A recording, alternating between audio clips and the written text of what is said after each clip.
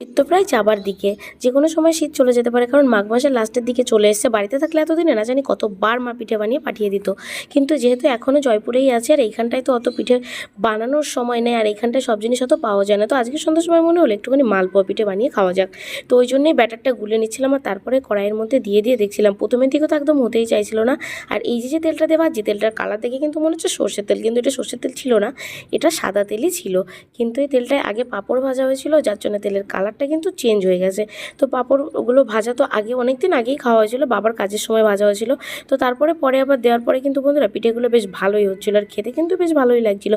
তো তোমরা কি কি পিঠে খেতে ভালোবাসো অবশ্যই সবাই কমেন্ট করে জানিও। আমি কিন্তু অনেকগুলো পিঠেই তৈরি করেছিলাম, আর ব্যাটারটা গুলেছিলাম হচ্ছে চালের গুঁড়ি, একটুখানি ময়দা, আর হচ্ছে একদম সলিড দুধ দিয়ে। আর কিন্তু জলটার পরিমাণ খুব কম দিয়েছিলাম, কারণ জলটা কম দিলে পরে টেস্টটা কিন্তু অনেকটাই ভালো লাগে। আর এইখানটায় দেখো গোলুও খেলছিল, তো সবাই মিলে পিঠে বানিয়ে খেয়ে নিলাম। তোমাদের কেমন লাগলো আজকের ভিডিওটা বলো।